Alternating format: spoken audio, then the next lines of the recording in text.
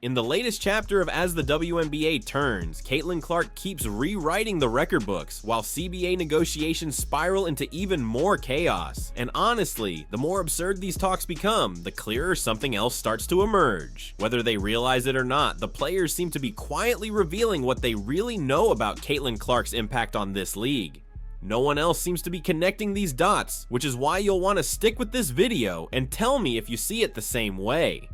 Let's begin with the CBA itself. The players have rolled out yet another proposal, and this one has generated headlines and sound bites that are almost hard to believe. When you actually break it down, it becomes painfully obvious just how damaging this would be for the league as a whole. Multiple sources familiar with the negotiations told ESPN on Wednesday that the WNBA is projecting that a recent proposal from the WNBPA, which would give players about 30% of gross revenue, is believed to feature approximately a $10.5 million salary cap, would result in $700 million in losses over the course of the agreement. Such losses would jeopardize the league's financial health, the source said, and they would be more than the combined losses of the league and its teams in the WNBA's first 29 years of existence. That's wild. So let's be real, the numbers just don't add up.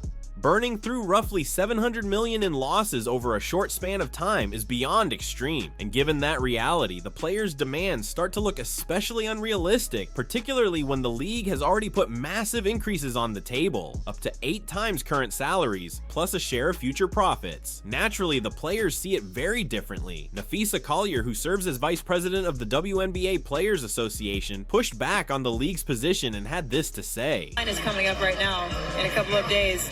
And I think you've just heard a lot of chatter about, what we're asking for is not sustainable for the business. And being on this side with Unrivaled, I know what it takes to run a sustainable business. So I think if they can't find a model that makes that happen, they need to put people in place who can, because we've proven that it is possible. There is a way, and we're thriving in that. And so I do think a deal is going to get done, but we're standing firm in what we believe in. We're not going to back down, and we can't take less. The sport has just grown too much. It would be a disservice to the people who came before us, to the work that we put in, to take less than what we're. That reaction didn't sit well with fans whatsoever. Almost immediately, social media lit up, with Fee getting dragged left and right as people tore into her remarks. TNT is taking massive losses for this thing to pretend like they're a successful league. As soon as TNT has to start crediting back advertisers, that handout money goes away and this thing collapses. Let's be for real here, right? Unrivaled is so sustainable that they can't even attract the best players, but they couldn't even retain the other players. They couldn't attract Asia, they couldn't attract Caitlin, season 1, and they can't retain Angel, and they can't retain Sabrina season 2, but it's sustainable. We're losing stars, but it's just, oh no. Here's the reality. Wnba wants declaring Unrivaled a sustainable business 1 week into its 2nd season, while averaging around 100,000 viewers per game on TNT, is wildly premature. It's a rush to judgment that doesn't line up with the actual numbers. And according to a front office sports report, the situation behind the scenes is even shakier than what's being presented publicly. The league has reportedly taken a real hit in both star power and overall appeal after losing Angel Reese and Sabrina Ionescu. But that's not even the most concerning part. Only about 75% of the roster is currently locked in for next season, leaving the door wide open for players to walk away, especially with Project B dangling contracts worth a minimum of $2 million per year.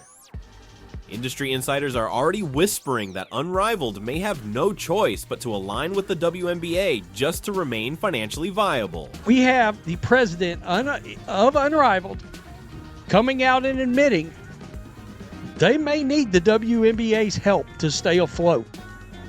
That's on the table. They're in big trouble, folks. So yeah, the confidence we're hearing about that business model doesn't really line up with the results on the ground, or with where things appear to be headed. But the bigger issue here is that she's openly taking aim at Commissioner Kathy Engelbert and suggesting the league is being mismanaged. Now, I'm not here to judge whether Engelbert is doing a good job or a bad one, but comparing the operation of a single-site league, drawing roughly 1,000 fans per game, to a nationwide league spread across 15 different markets is a false comparison. That's like putting a pop-up stand next to a major retail corporation and pretending they operate under the same conditions. They don't.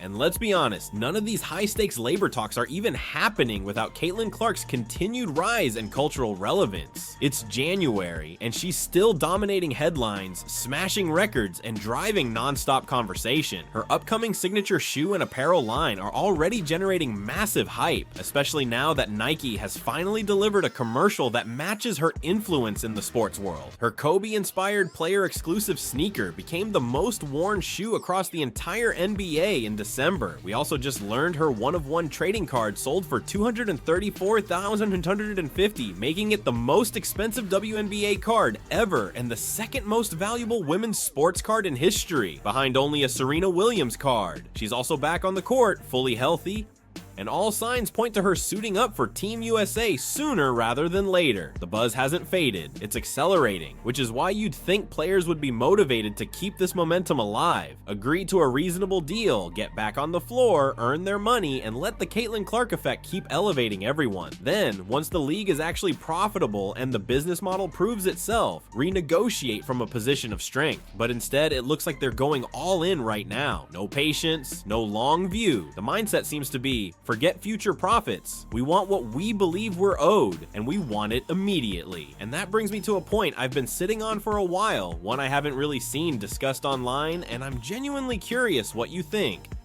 I believe the players' aggressive approach is quietly revealing just how vital Caitlin Clark truly is to the league's future. Here's why. Remember that argument people keep making, that the smartest move is to lock in a deal and let the Caitlin Clark effect continue building revenue for everyone? What if the players actually learned something last season and realized that effect isn't guaranteed forever? They won't say it out loud, but they saw what happened when Caitlin wasn't on the floor. Ratings dropped, ticket prices fell, the numbers made it crystal clear. That was the most undeniable proof of the Caitlin Clark effect we've ever seen, and there's no disputing the data. The players likely aren't assuming Caitlin stays healthy indefinitely. They can't afford to. In their minds, there's always the risk: an ACL tear, an Achilles injury, or something catastrophic that sidelines her for a year or more. If that happens, their leverage in the next round of negotiations 2 or 3 years from now would completely collapse. At the same time, they know the owners have everything on the line right now. The league is expanding into Toronto and Portland, 2 major markets. Team valuations have more than doubled over the past 2 seasons, a surge that lines up directly with Caitlin's arrival and impact. To justify those valuations and protect that growth, the owners need Caitlin Clark on the court, front and center.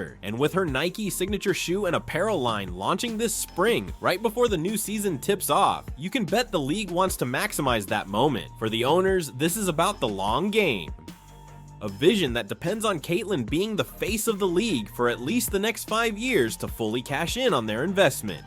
I think the players know that. I think they're betting that the owners won't want to waste a single second of the Clark effect because it's irreplaceable. You can't recreate it. You can't manufacture it with someone else. And then there's Project B, conveniently set to launch in the fall, dangling contracts with a $2 million per season minimum. If you think that doesn't matter in these negotiations, you're not looking at the full picture. The president of the WNBA Players Association ended up being the first major name to officially sign on. And what made it even more striking was seeing the WNBPA's own social media accounts promote it in their stories. When you really sit with that for a second, the optics are kind of unbelievable. The reality is, the players have more leverage right now than they're ever likely to have again. A lot of us are sitting here thinking, just accept the deal and move on already. But from their perspective, they understand something critical. One catastrophic Caitlin Clark injury would instantly erase their bargaining power heading into the next CBA. For them, this moment is do or die. If they're going to cash in, it has to be now. And whether they admit it or not, that's a silent acknowledgement of how massive the Caitlin Clark effect truly is. They can't say that out loud without catching backlash, but their negotiating behavior tells the story. They're acting like they know exactly how fragile this window really is.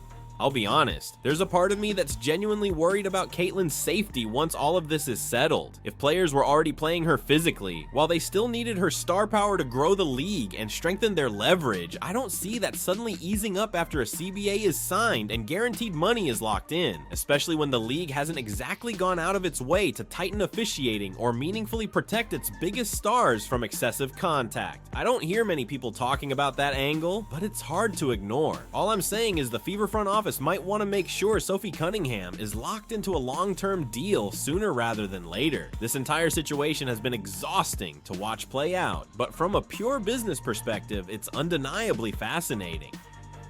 The owners have already given ground on multiple issues, and it's unclear how much more they're willing to concede before finally drawing a firm line. At the end of the day, my biggest hope is simple, that we see Caitlyn back in the W soon, healthy, confident, and lighting up the court. Because if we're being honest, her presence is what keeps me invested in this league, and what makes it genuinely exciting to watch and cover here on YouTube. Let me know what you think in the comments. Am I completely off here, or does this theory actually hold weight? I'll catch you in the next one.